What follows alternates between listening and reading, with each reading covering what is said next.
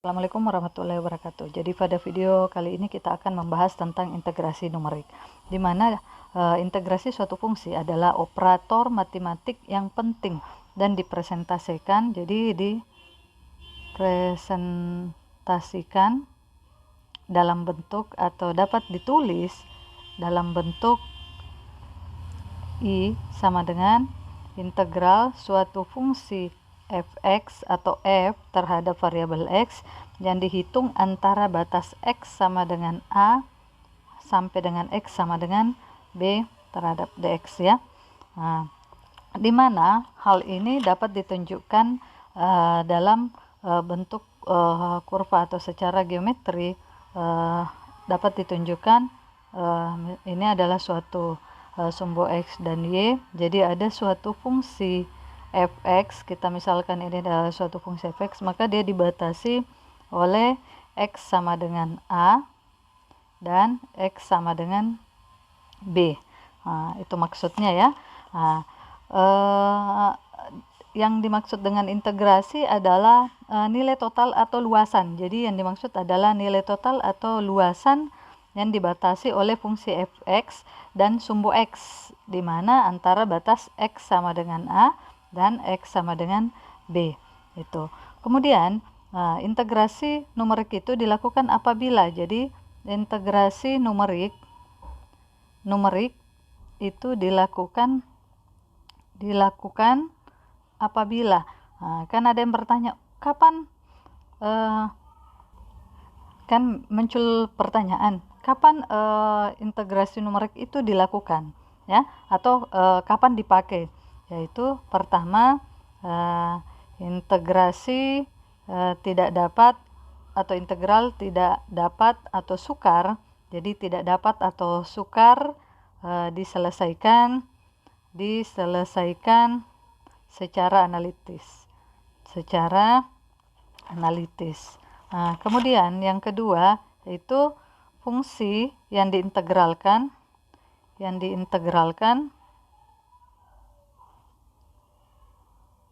tidak diberikan dalam bentuk analitis, tetapi secara numerik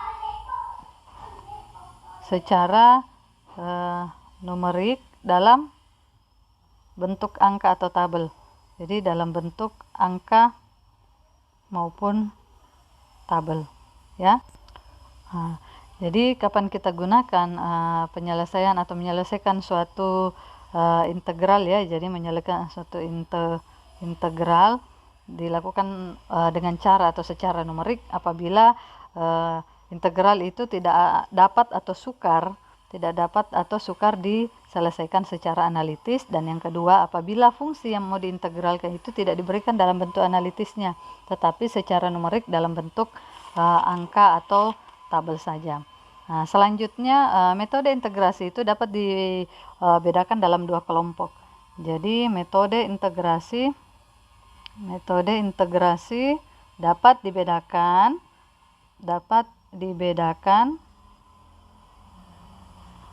dalam dua kelompok yaitu yang pertama adalah metode Newton-Cotes dan yang kedua adalah metode Gauss atau kuadratur Gauss ya, di mana metode Newton-Cotes ini didasarkan pada penggantian fungsi yang kompleks. Jadi ini pada penggantian fungsi kompleks atau tabel dengan fungsi polinomial sederhana sehingga mudah untuk diintegralkan. Jadi metode Newton-Cotes ini membagi absis dalam jarak interval yang tetap. Jadi ada 3 metode yang banyak digunakan dalam metode Cotes, diantaranya yaitu metode atau aturan trapesium. Kemudian yang kedua adalah Simpson sepertiga dan Simpson 3/8. Nah, kalau metode Gauss yaitu untuk mengintegralkan suatu fungsi, tidak untuk tabel data. Nah, itu nanti kita lihat penjelasannya. Sekarang kita bahas satu demi satu dulu, itu adalah metode trapesium.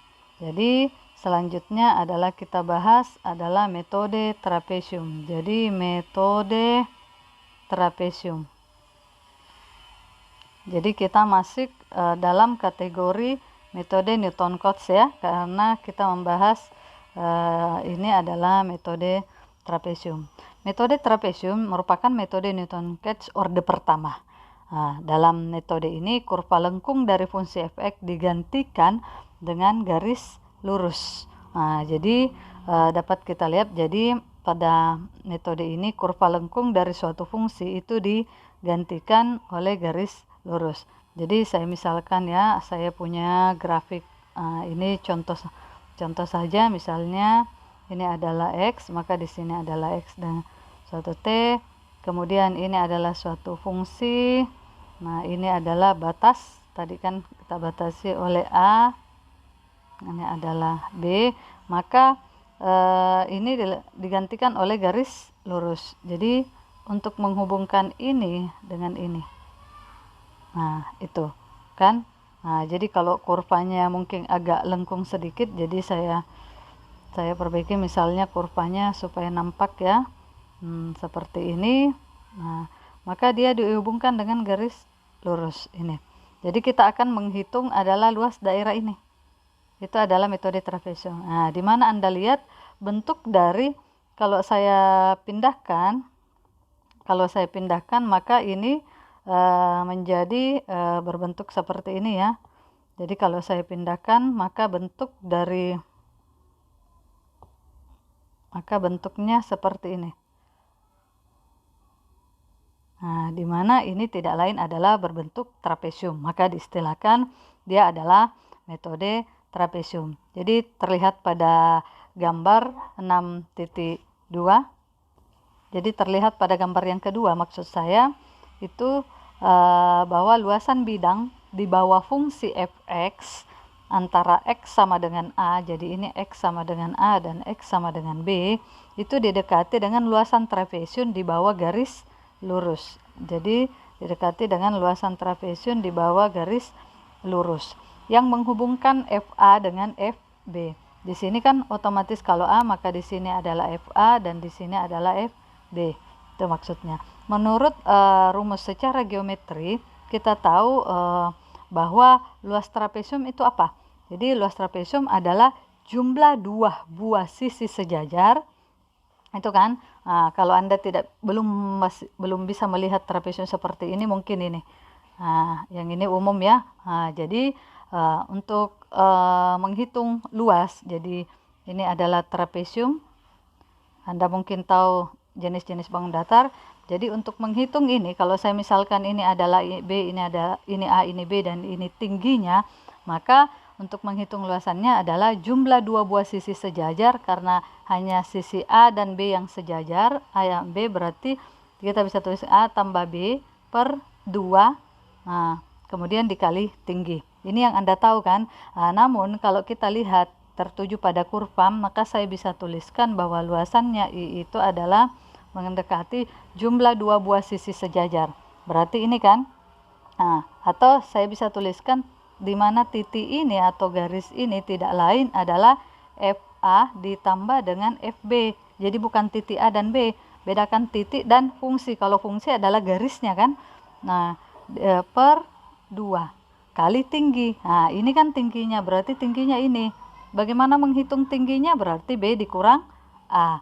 Berarti dikali B dikurang A. Itu. Jadi dari kurva kita bisa tahu atau menghitung luas dari daerah arsiran atau daerah luasan yang kita mau ini. Nah, ya, ini untuk menghitung luas batas kurva dengan metode trapesium ya. Nah, ya kita lihat jadi untuk menghitung luasan ini kan kurva ini sudah kita hitung. Nah, sekarang dalam numerik itu kan pasti ada error. Yang mana itu error? Nah, jadi di sini kita bisa lihat Jadi error pada kurva itu ini. Jadi inilah errornya. Nah, ini adalah error. Kenapa? Seperti yang kita lihat bahwa ini tidak lain adalah luas trapesium. Berarti kalau kita menghitung luas trapesium, berarti yang terhitung itu adalah yang di dalam daerah arsiran yang berwarna hitam ya. Artinya ada daerah yang tidak terhitung. Nah, inilah yang namanya error. Makanya kita harus menghitung errornya. Errornya kan bisa dihitung, ada rumus, ada rumusnya, bisa juga dari error sebelumnya, yaitu nilai analitiknya dikurangi dengan nilai hampiran atau nilai numeriknya dibagi dengan nilai analitiknya atau nilai sebenarnya dikali 100%. Itu bisa Anda gunakan juga untuk menghitung error. Jadi pada intinya ini mau memperlihatkan bahwa dari mana asal dari rumus metode trapesium ini. Dan metode ini dikatakan metode trapesium karena dia memang membentuk luasan bangun datar trapesium ya. Saya kira itu. Jadi ini saya mengambil langsung contoh saja ya. Jadi saya masuk ke contoh soal ya. Kita masuk ke contoh soal. Contoh soal yang pertama adalah hitunglah. Jadi hitunglah luasan dari integral fungsi e pangkat x dx, di mana dengan batasan x-nya adalah 0 sampai 4, itu dengan metode trapesium satu pias. Oh iya, ini nanti saya akan jelaskan apa makna satu pias, dua pias, dan seterusnya ya. Jadi sampai dengan banyak pias. Artinya pada saat daerah fungsi yang dibatasi oleh titik X sama dengan A dan B itu hanya terdiri dari satu bentuk luasan, maka itu disebut satu pias. Tetapi kalau saya bagi menjadi dua, itu namanya dua pias sampai dengan banyak pias. Jadi itu nanti saya akan jelaskan perbedaannya dari sisi mana. Kita bagus menggunakan satu pias, dua pias, atau tiga pias untuk menyelesaikan soal pada numerik itu. Nanti kita lihat yang sederhana dulu, kita pelan-pelan. Jadi ini penyelesaiannya di mana secara analitis. Jadi secara analitis kita dihitung. Jadi secara analitis kita hitung bahwa integral dari e berpangkat x dx itu tidak lain adalah e pangkat x dx. E pangkat x itu sendiri kan hasil integralnya. Nah, sekarang karena batasannya kurvanya adalah 0 sampai 4, maka ini kita bisa tulis 0 sampai 4. Artinya saya bisa hitung berarti e berpangkat 4 dikurang e berpangkat 0. Nah, di mana eksponensial berpangkat 4 Anda bisa hitung kalkulator, dan eksponensial berpangkat 0 itu 1, sehingga hasilnya saya langsung saja. Jadi hasilnya itu adalah 3,598150 itu ya. Nah, sekarang kita hitung dengan menggunakan integral numerik. Jadi ini tadi secara analitisnya. Kemudian selanjutnya yaitu dengan menggunakan integral numerik atau istilahnya integrasi numerik ya. Maka E sama dengan di sini kita tahu tadi rumusnya adalah fungsi dari A, artinya fungsi A itu tidak lain adalah E berpangkat 4 ditambah dengan, kan kita masukkan 0 sampai 4 ya. Berarti E berpangkat 0 tambah E berpangkat 4 sama kan, per 2 dikali. Jadi ini tidak ini ya, kalau saya tulis ulang seperti ini. Artinya fungsi A ditambah fungsi B itu per 2 dikali B kurang A. Nah, dimana kita tahu tadi bentuk umum dari integral fungsi adalah ini kan. Jadi A sampai B. Jadi ini kan bentuknya ya. Artinya dipresentasikan dalam bentuk integrasi numerik seperti itu. Berarti kita tahu bahwa A itu adalah 0 dan B-nya adalah 4. Sedangkan fungsinya adalah fungsi E berpangkat X. Berarti E berpangkat 0 dan, ya, jadi saya bisa tuliskan E berpangkat 0 ditambah E berpangkat 4 per 2. Nah, B kurang A berarti 4 dikurang 0. Nah, kan seperti itu. Setelah Anda hitung, eksponensial 0 itu adalah berapa nilainya? 1, dan ditambah eksponensial 4 dibagi 2. Kemudian hasilnya nanti dikali dengan 4. Saya langsung saja nilainya adalah 11,1963 ya. Jadi secara numerik itu diperoleh nilai fungsi atau luasan itu tidak lain adalah 111,1963 dan secara analitik diperoleh 53,598150. Nah, dari sini kita tahu, jadi inilah nilainya, inilah nilai luasannya. Sekarang pertanyaannya, kan otomatis kalau tadi seperti yang saya katakan tadi bahwa di dalam menghitung sesuatu secara numerik, baik itu integral, turunan, pasti ada error kan? Pasti ada error di dalamnya. Kita hitung errornya atau kesalahan. Jadi jadi kesalahannya itu jadi kesalahan atau error, kesalahan strike error. Kita tahu bahwa tadi nilainya error sama dengan 53,598150 dikurangi 111,1963 dibagi dengan 53,598150 kali 100%. Itu nilainya adalah minus 107,46%. Nah, sekarang hasilnya kenapa minus? Saya pakai mutlak saja ya.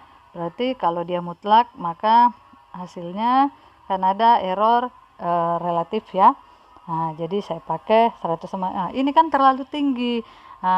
Makanya karena dalam metode trapesium satu pias itu akan menghasilkan error yang tinggi, maka kita coba lagi bagaimana kalau kita bagi kurva ini menjadi banyak pias itu ya. Namun kita akan masuk ke video selanjutnya ya. Jadi untuk integrasi numerik dengan metode trapesium satu pias itu sekian. Saya akan menjelaskan untuk video selanjutnya dengan masih metode trapesium tapi dengan banyak pias. Nah, itu. Oke, saya tutup dengan ucapan wabillahi taufik wa hidayah. Wassalamualaikum warahmatullahi wabarakatuh dan sehat selalu untuk kita semua.